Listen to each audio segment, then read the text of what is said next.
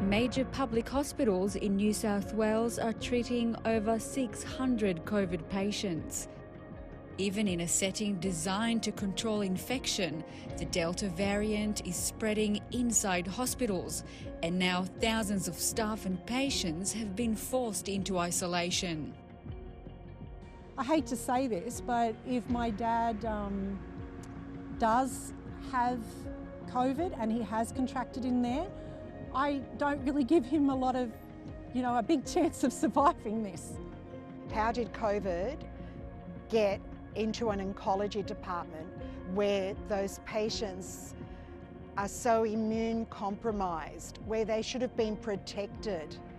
Mary Stammel's husband Jim was admitted to St George Hospital for emergency cancer treatment 3 weeks ago.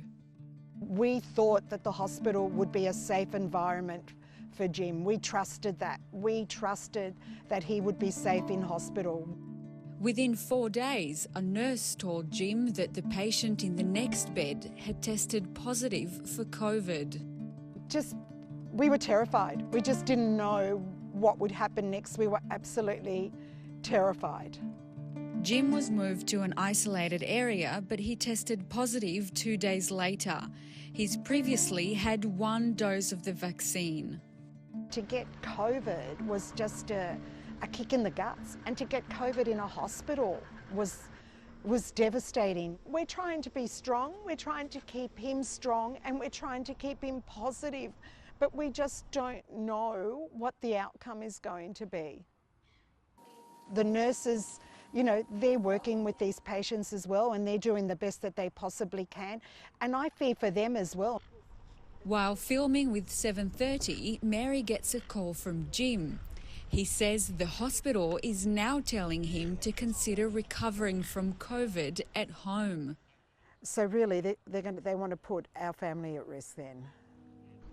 That offer was swiftly declined.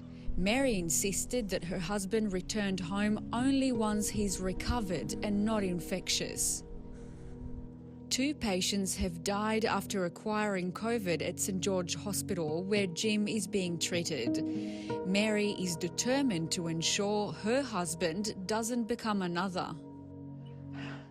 We just want him home.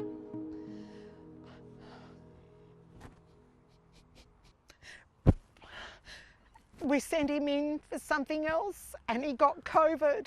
So we just want him COVID free. We want him a home to be able to continue the treatment that he has to have. A spokesperson from New South Wales Health did not respond to 7:30's questions about whether patients in Jim Stammel's position were asked to go home.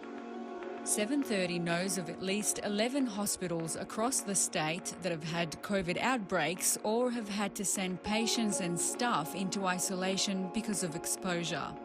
Liverpool Hospital has the biggest outbreak so far, with 37 positive cases and 11 deaths. There have been 2 unrelated clusters at Nepean Hospital with 46 cases and 2 deaths. The outbreak at the oncology ward at St George Hospital now totals 8 cases and 2 deaths. Canterbury Hospital has had 9 cases linked to an outbreak and 1 death. In total, 16 people have died after acquiring COVID while in hospital. Infectious diseases specialist Craig Boltons worked through Melbourne's second wave when hospitals were pushed to their limits in Victoria. It is challenging because hospitals haven't been designed to deal with a pandemic caused by an airborne pathogen. Certainly, hospitals do have, or should usually have, some limited facilities such as negative pressure rooms to nurse patients in. But once we get more than a few patients, usually those resources are overwhelmed. He says hospitals with poor airflow were the ones that had infections spread among patients.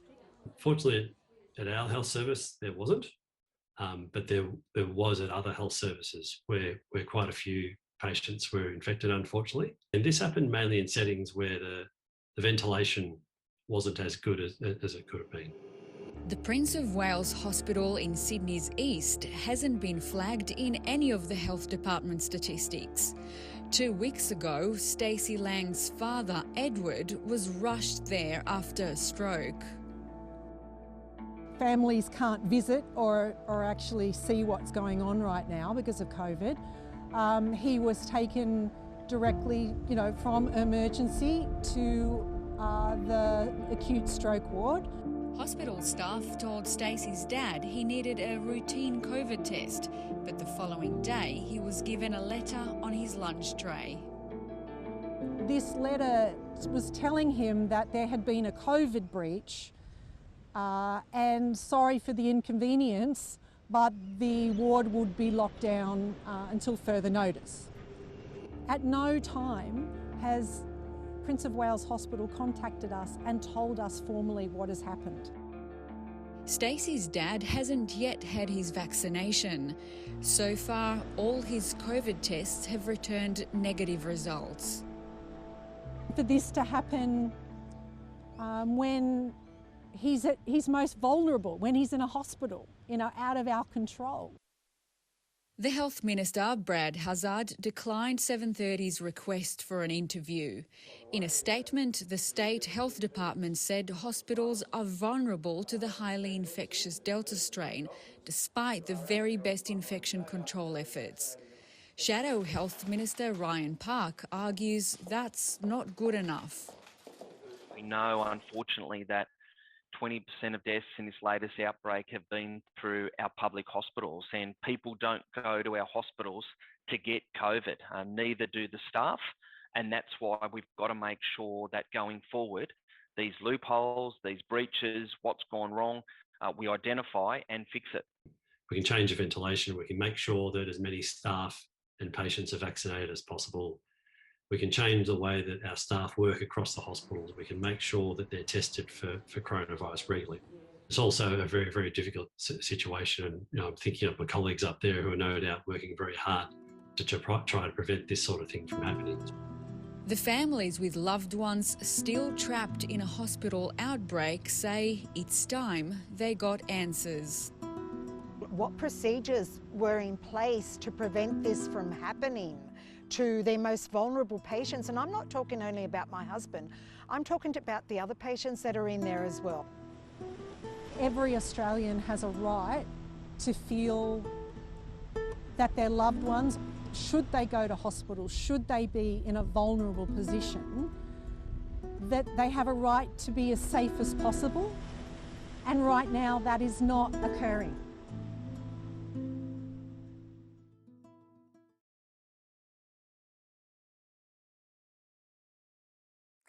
Hi, I'm Lee Sales. Thanks for watching this story. If you'd like to watch more of 730's stories, they are on the left of your screen.